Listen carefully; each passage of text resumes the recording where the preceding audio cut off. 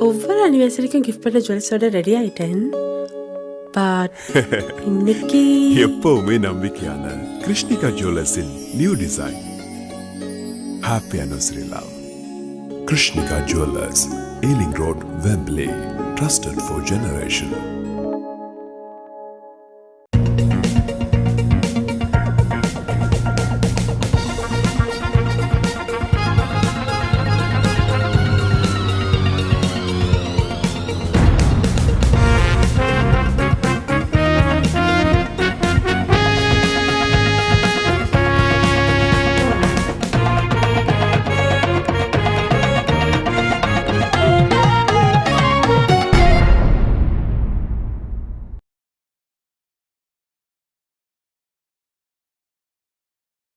அனைத்துலக உயிரோடை தமிழ் ILC தமிழ் உயிரோடை தமிழில் அன்பர்களே,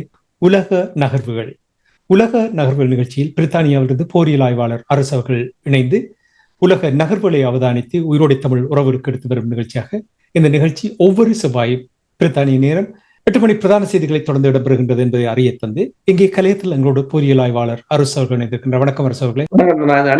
உயிரோடு தமிழ் உறவுகளுக்கு வணக்கம். அமெரிக்காவில் உங்களுக்கு தெரியும், டொனால்ட் ட்ரம்ப் அவர்கள் பதவியேற்ற பின்பு அந்த நாட்டில் தொடர்ச்சியாக ஒவ்வொரு நாளும் ஏதோ ஒரு விதத்தில் அதிர்ச்சி தரும் வகையில் செய்திகள் வந்து கொண்டேதான் இருக்கும். அதில் உங்களுக்கு தெரியும், எலான் மாஸ்குக்கும் டொனால்ட் ட்ரம்புக்கும் இடையில் இருந்த உறவு நிலை உங்களுக்கு தெரியும். டொனால்ட் ட்ரம்பை பொறுத்தமட்டில் அவருடைய தேர்தலுக்காக எலான் மாஸ்க் நிறைய மில்லியனை கொடுத்தவர் என்று அப்பொழுது கூறினார்கள். அவர்களுக்கிடையில் நெருங்கிய உறவு இருந்தது. வரலாறு காணாத வகையில் வெள்ள மாளிகைக்குள் எலான் மாஸ்க் தன்னுடைய பிள்ளையையும் அழைத்துக் கொண்டு போய் ஊடகவியலாளர்கள் கூட்டு நடத்தும் பொழுது பார்த்தால், அப்பப்பா இப்படி ஒரு நண்பர்கள் இருப்பார்களா? ஆனால் அந்த நண்பர்களுடைய நிலைமை முழுதாக வெடித்து இப்பொழுது இரண்டு சாராரும் கரி பூசுவது போல், சேறு பூசுவது போல் இருக்கிற நிலைமையில் இன்னும் ஒரு பிரச்சனை வந்திருக்கிறது. அதாவது எலான் மாஸ்க் தான் புதிதாக ஒரு கட்சியை ஆரம்பிக்க போகிறார் என்று அவர் கூறுகிறார். டொனால்ட் ட்ரம்ப் எலான் மாஸ்கை நாடு கடத்த போகிறார் சொல்லுகின்றார். என்ன நடக்கின்றது? எங்களுடைய உறவுகளுக்கு கூறுங்கள். உண்மைதான், நீங்கள் கூறியது போல இந்த இரண்டு பேருக்குமா இடையிலான தேன் நிலவு முடிவுக்கு வந்து விட்டது. அதை ஃப்ரெண்ட்ஷிப் என்று சொல்லுகிறார்கள். ஆனால் சிலர் அதை சொல்கிறார்கள், உண்மையாக அது ஃப்ரெண்ட்ஷிப்பாக இல்லை, பிசினஸாகத்தான் இருவருக்கும் இடையில் இருந்தது ஒரு வியாபாரம். அந்த வியாபாரிகளுக்கு இடையிலான மோதலாகத்தான் பார்க்கலாம். நீங்கள் கூறியது போலதான் எலான் மஸ்கின் சிறிய மகனை ட்ரம்ப் தனது ஏர்ஃபோர்ஸ் ஒன் ஹெலிகாப்டரில் கூட்டிக் கொண்டு போனது என்று சொல்லி ஒரு நெருக்கமான உறவுகளாகத்தான் இருந்தது. இப்போது ட்ரம்ப் பிக் பியூட்டிஃபுல் பில் என்று சொல்லி ஒன்றை இப்போது கொண்டு வந்திருந்தார். அதில் தான் மேலும் பிரச்சனைகள், அதற்கு முதலே பிரச்சனைகள் ஆரம்பமாகிவிட்டது. எலான் மஸ்க் அந்த government department of government agency டாச் என்ற அமைப்பில் இருந்தும், அதாவது எஃபிஷியன்சி என்று சொல்றது, அதுல இருந்தும் எலான் மஸ்க் வெளியேறி இருந்தார் டாச் என்ற அந்த விசாரணை குழுவில இருந்து. ஆனால் அதன் மூலம் பல பில்லியன் டாலர்களை தான் சேமித்து கொடுத்ததாகவெல்லாம் கூறியிருந்தார். எலான் மஸ்க் இப்போது கூறுவது என்னவென்று சொன்னால், இந்த ட்ரம்பின் இந்த பில் அந்த மக்களுக்கு மீது அதிக சுமைகளை செலுத்தும் என்று சொல்லியும், மேலும் அமெரிக்காண்ட கடன் சுமையை அவர் கூறுகிறார். பைடன் காலத்துல 10 ட்ரில்லியனாக உயர்ந்தது, இப்போது 2.5 ட்ரில்லியனாக இவர் உயர்த்த போகிறார் என்றுதான் கூறியிருக்கின்றார். 4 ட்ரில்லியன்களை கடனாக பெற்று அதனை பில்லியனர்ஸ் அவர்களுக்கான ஒரு வரி சலுகைகளை கொடுப்பதற்கு, அதை கோஸ்ட் கட்டிங் என்ற அதாவது செலவுகளை குறைக்கும் எந்த ஒரு முயற்சியையும் ட்ரம்ப் எடுக்கவில்லை என்று எலான் மஸ்க் குற்றம் சாட்டியிருக்கின்றார். அதே சமயம் ட்ரம்பை பொறுத்தவரையில் ட்ரம்ப் எதிராக எலான் மஸ்குக்கு எதிராகவும் குற்றங்களை சுமத்தி இருக்கின்றார்.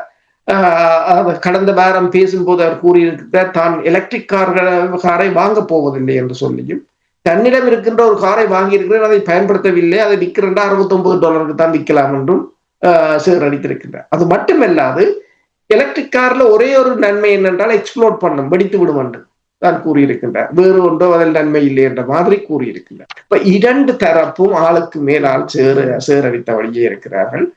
நீங்கள் கூறியது போலதான் எலான் மஸ்கை நாடு கடத்த வேண்டும், அவர் தென்னாப்பிரிக்காவுக்கு நாடு கடத்த போவதாக கூறியிருக்கின்றார் ட்ரம்ப். இந்த நிலையில் தான் இலோன் மஸ்க் ஒன்றை கூறியிருக்கின்றார், தான் அமெரிக்கா பார்ட்டி என்ற ஒரு கட்சியை ஆரம்பிக்க போவதாகவும், ஏனென்று சொன்னால் டெமோக்ராட்டாக இருக்கலாம் அல்லது ரிப்பப்ளிக்கனாக இருக்கலாம், இவை 2 பேரும் ஒரே ஆக்கள் தான், 2 கட்சிகள் போல் நாடகம் ஆடுகிறார்கள்.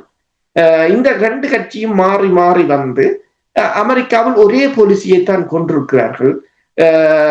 ஏன் 3வது கட்சி அங்கு ஒரு ஆட்சியில் அமைக்கக்கூடாது? 225 வருடங்களாக 2 கட்சிகள் தான் அங்கு ஆட்சியில் இருக்கிறது என்று சொன்னால் அது ஒரு ஜனநாயகம் அல்ல என்ற ஒரு வாதத்தை தான் வைத்திருக்கின்றார் இலோன் மஸ்க். அது மட்டுமல்லாது தன் உடல்ல இறுதி இரத்தம் இருக்கும் வரையிலும் தான் அமெரிக்காவின் சுதந்திரத்துக்காகவும் விடுதலைக்காகவும் போராடுவேன் என்றும் கூறியிருக்கிறார். இப்படி 2 தரப்பும் மாறி மாறி வீரவசனங்களை பேசிக் கொண்டிருக்கிறார்கள். ஒன்றுமே நிரந்தரமில்லை என்பதை எவ்வளவு தெளிவாக காட்டுகிற ஒரு 2 மாதத்துக்குள் பாருங்கள் எவ்வளவு வித்தியாசம் என்று. ஒரே ஒரு விடயத்தை நீங்கள் இப்ப எலக்ட்ரிக் வெஹிக்கிள் தொடர்பாக EV என்று சொல்வார்கள் தொடர்பாக கூறும் பொழுது, டொனால்ட் ட்ரம்ப் இதை ஒரு சந்தர்ப்பமாக பார்த்து அந்த EV எலக்ட்ரிக் வெஹிக்கிளை மகிழுந்தை மட்டம் ஒரு செயலாக நீங்கள் பார்க்கிறீர்கள். ஏனென்றால் சீனா முன்னிலையில் நிற்கின்றது. மட்டம் கட்டும் ஒரு செயலாக நீங்கள் இதை பார்க்கிறீர்களா? உண்மைதான். இலோன் மஸ்கின் வியாபாரத்தை முற்று முழுதாக இல்லாதளிக்கும் நோக்கமாகத்தான் இந்த ஒரு சொல். உங்களுக்கு தெரியும், ட்ரம்பின் சொல்லுகள் மிக முக்கியமானவை. பங்கு சந்தைகள் கூட பல தடவைகள் தடம் புரண்டிருக்கின்றன. இப்ப என்னென்று சொன்னால், ட்ரம்ப் நெருக்கமான வட்டாரங்கள் கூறுகின்றன, இலோன் மஸ்க் ட்ரம்புடன் இணைந்ததே ட்ரம்பை கொண்டு வச்சு எல்லோரும் எலக்ட்ரிக் வெஹிக்கிளை வாங்க வேண்டும் என்ற ஒரு நிபந்தனையை ஒரு கருத்தை விதைப்பதற்காகத்தான், தனது வர்த்தகத்தை உயர்த்துவதற்காக. ஆனால் இலோன் மஸ்க் தான் அவ்வாறு அவருடன் இணையவில்லை என்று. ஆனால் இலோன் மஸ்கை பொறுத்தவரையில் கிட்டத்தட்ட $200 மில்லியன் ட்ரம்பின் பிரச்சாரத்துக்காக செலவழித்திருந்தார். அந்த அரசு தலைவர் தேர்தலின் போது பிரச்சாரத்துக்காக செலவு செய்திருந்தார். இப்ப இலோன் மஸ்கை பொறுத்தவரையிலும் சும்மா நட்பாக ட்ரம்புடன் சேரவில்லை, தனது வியாபார நோக்கத்துக்காக. ஏற்கனவே அவர் அமெரிக்காவில் உலகத்திலேயே 1வது பணக்காரராக இருக்கிறார். ஆசை யாரை விட்டது? இன்னும் அதற்கு மேலும் சேர்க்க வேண்டும் என்பதுதான் திட்டம். ஆனால் ட்ரம்பை பொறுத்தவரையில் தன்னிடம்தான் எல்லாம் இருக்க வேண்டும் என்றதும் உங்களுக்கு தெரியும். இப்ப ட்ரம்ப் எழுதி கொண்டிருக்கிற சமூக வலைத்தளம் ட்விட்டர்ல ட்ருத் என்றது ஒன்று, அவர் ட்ரம்பின் சமூக வலைத்தளம் ஒன்று இருக்கின்றது. அண்மையில் கூட உங்களுக்கு தெரியும், இந்த வாசனை திரவியங்கள் ஃப்ராக்ரன்ஸ் ட்ரம்பின் அறிமுகப்படுத்தி இருந்தார் விற்பனைக்கு, எல்லோரையும் அது வாங்க சொல்லி.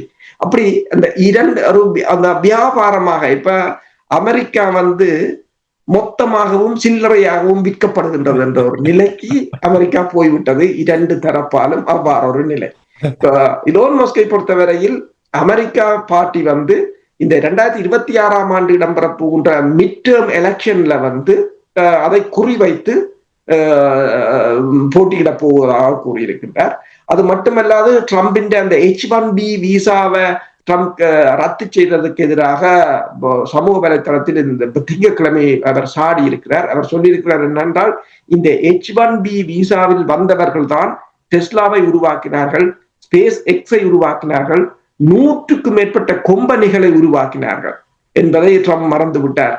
அவர்களின் மூளை வளம்தான் இவ்வளவு தூரத்துக்கு வளர்ச்சி அடைய வந்தது என்று அவர் கூறியிருக்கின்றார். ஆனால் ட்ரம்ப் கூறியிருக்கின்றார் இலோன் மஸ்கை பார்த்து ட்ரெயின் விராக் என்று கூறியிருக்கின்றார். அதாவது இலோன் மஸ்க் அமெரிக்காவின் உறுதித்தன்மையை குலைக்கப் போவதாகவும், அமெரிக்காவில் நாசம் விளைவிக்க போவதாகவும், அமெரிக்கா மக்களிடம் ஒரு குழப்பத்தை ஏற்படுத்த முயலுகிறார் என்று அவர் குற்றம் சாட்டியிருக்கின்றார். அப்ப இது தொடர்பாக அரசியல் அவதானிகள் ஒன்றை கூறுகிறார்கள். என்னென்று சொன்னால், to destroy a thing is to control a thinker. ஒன்றை நீங்கள் கண்ட்ரோல் பண்ண வேண்டும் என்று சொன்னால் முதலில் அதனை அழிக்க வேண்டும் என்ற ஒரு கருத்தை தான் கூறியிருக்கிறார். ஏனென்று சொன்னால், அவர்கள் ஒன்றை எதற்கு கூறுகிறார்கள், 1992ஆம் ஆண்டு ரோஸ் பொய்ட்ரோட் என்பவர் தனது 19% வாக்குகளை விலத்தி கொண்டதால் ஜார்ஜ் W. புஷ் தேர்தலில் தோல்வி கண்டிருந்தார். அப்ப ஒரு தேர்தல்ல சில சமயங்களில் 2% வாக்குகள் தான் வெற்றியையும் தோல்வியையும் தீர்மானிக்கும். அப்ப இலோன் மஸ்கை பொறுத்தவரையில் அவர் ஒரு டீல் மேக்கராகவும் இருக்கலாம், டீல் பிரேக்கராகவும் இருக்கலாம். என்ற ஒரு நிலை இப்போது ஏற்பட்டிருக்கின்றது. சினிமா பாணியில் சொன்னால் நெத்தி அடி என்று சொல்லுவார்கள் இல்லையா, அதை போல்தான் இருக்கிறது. சரி, பார்ப்போம் யாருடைய அடியில் யார் விழுந்தார்கள் என்று இன்னும் சில நாட்களில் தெரிய வரும். சரி, இனி நாங்கள் பிரிக்ஸ் தொடர்பாக பார்ப்போம். உங்களுக்கு தெரியும், இப்பொழுது கடந்த 2-3 ஆண்டுகளாக பிரிக்ஸ் ஒரு தலையடியை கொடுத்திருக்கிறது அமெரிக்காவுக்கு. பிரிக்ஸ் நாடுகளுக்கு கூடுதலாக 10% வரி விதிக்கப்படும் என்று டொனால்ட் ட்ரம்ப் அறிவித்திருக்கிறார். இது மட்டும் இல்லாமல் 17வது கூட்டத்தொடர், பிரிக்ஸ் மாநாட்டின் கூட்டத்தொடர் பிரேசிலில் நடைபெற்றது. இந்த நிலைமைகள் தொடர்பாக என்ன நீங்கள் அவதானிக்கிறீர்கள்? பிரேசிலில் 17வது கூட்டத்தொடர் இடம்பெற்றிருந்தது. அதில் இப்ப இந்திய பிரதமர் மோடியாக இருக்கலாம், தென் ஆப்பிரிக்க அரசு தலைவராக இருக்கலாம், பிரேசில் அரசு தலைவராக இருக்கலாம், எல்லா நாடுகளின் வெளிவிவகார அமைச்சர்கள், ரஷ்யாவின் வெளிவிவகார அமைச்சர்கள், ரஷ்யாவின் அதிபர் அங்கு செல்லவில்லை. அவர் காணொளி வழியாக தனது உரையை அங்கு ஆற்றியிருந்தார். அதே போல ஈரான் வெளிவிவகார அமைச்சரும் அங்கு உரையை ஆற்றியிருந்தார். அந்த பிரகடனத்தில் இந்த பிரிக்ஸ் கூட்டத்தில் இந்தோனேசியாவை முழு அங்கத்தவராக இணைக்கும் வரவேற்பு விழாவும் இடம்பெற்றதாக கூறப்படுகின்றது. இந்த பிரகடனத்தில் ஈரான் மீதான அமெரிக்கா இஸ்ரேல் தாக்குதலுக்கு கண்டனம் தெரிவிக்கப்பட்டிருக்கின்றது. அது மட்டுமல்லாது ஹெர்க்ஸ் பகுதி மீது உக்ரைன் மேற்கொண்ட பயங்கரவாத தாக்குதலுக்கு கண்டனம் தெரிவிக்கப்பட்டிருக்கின்றது. சொந்த நாணயங்களை அந்தந்த நாடுகள் பயன்படுத்துவதை மேலும் ஊக்குவிப்பதற்கான பிரகடனம் மேற்கொள்ளப்பட்டிருக்கின்றது. 2026ஆம் ஆண்டு, அதாவது அடுத்த வருடம் இதனை இந்தியாவில் 18வது கூட்டத்தொடரை இந்தியாவில் நடத்துவதற்கு தீர்மானித்திருக்கிறார்கள். காசாவில் நிபந்தனையற்ற போர் நிறுத்தம் கொண்டு வரப்பட வேண்டும் என்று பேசியிருக்கிறார்கள். சிரியாவிலிருந்து இஸ்ரேலிய படைகள் வெளியேற வேண்டும். இந்த தீர்மானங்கள் அதில் நிறைவேற்றப்பட்டிருக்கின்றன. அதே சமயம் பூட்டின் ஒன்றை பேசியிருக்கிறார் என்று சொன்னால், இந்த பிரிக்ஸ் நாடுகள் கிட்டத்தட்ட உலகின் சனத்தொகையில் அரைவாசிக்கு மேற்பட்ட சனத்தொகையை அது கொண்டிருக்கின்றது. அதே சமயம் உலகத்தின் பொருளாதாரத்துல 40% அது கண்ட்ரோல் பண்ணுவதாகவும், உலகின் நிலப்பரப்பில் 2/3 அந்த அமைப்பு நிர்வகித்து வருவதாகவும், அதாவது இந்த IMF 2025ஆம் ஆண்டு வெளியிட்ட தகவல்களின் அடிப்படையில் பிரிக்ஸ் அமைப்பின் உறுப்பு நாடுகளின் பொருளாதாரம் 77 டிரில்லியன் என்றும், G7 நாடுகளின் பொருளாதாரம் 57 டிரில்லியன் என்றும், அதாவது IMF கணக்கின் அடிப்படையில் கூட பிரிக்ஸ் இந்த G7 விட 20 டிரில்லியன் பொருளாதாரத்தில் உயர்ந்து நிற்கின்றது என்றும் புட்டின் அவர்கள் பேசியிருக்கிறார்கள். ஆனால் அதே சமயம் இந்த பிரிக்ஸ் அமைப்பை இல்லாது செய்யும் முயற்சியில் அமெரிக்கா இறங்கியிருக்கின்றது. இந்த பிரிக்ஸ் அமைப்பில் இருக்கின்ற நாடுகளுக்கு அல்லது அதை ஊக்குவிக்கின்ற நாடுகளுக்கு 10% வரியை போட போவதாக ட்ரம்ப் கூறியிருக்கின்றார். அமெரிக்காவை பொறுத்தவரையில் இப்போது வரி சாங்ஷன் என்றதெல்லாம் ஒரு மனநோய் என்ற ஒரு நிலையாக வந்துவிட்டது. எல்லாத்துக்கும் அப்படித்தான், ஆனால் ஒன்று நிறைவேற்றுவதாகவும் இல்லை, எல்லாம் குழப்பமாகத்தான் இருக்கின்றது. இந்தியாவை பொறுத்தவரையில் இந்த பிரிக்ஸ் கூட்டத்தொடருக்கு இந்தியாவின் பிரதமர், இந்தியாவின் வெளிவிவகார அமைச்சர், இந்தியாவின் நிதி அமைச்சர் என்று எல்லோரும் சென்றிருக்கிறார்கள். ஏனென்றால் இது மேற்குலகத்திற்கு ஒரு பாகையினாகத்தான் அவர்கள் சென்றிருக்கிறார்கள். அப்ப நிர்மலா சீதாராமன் ரஷ்யாவின் நிதி அமைச்சரை சந்தித்திருக்கிறார். அப்போது அவர் கூறியிருக்கின்றார், ரஷ்யாவை பொறுத்தவரையில் தங்களுக்கு எப்பவும் ஒரு ரிலையபிளான பார்ட்னர், நம்பிக்கைக்குரிய ஒரு தோழன் என்ற ஒரு நிலை என்றுதான் அவர்கள் அதனை கூறியிருக்கிறார்கள்.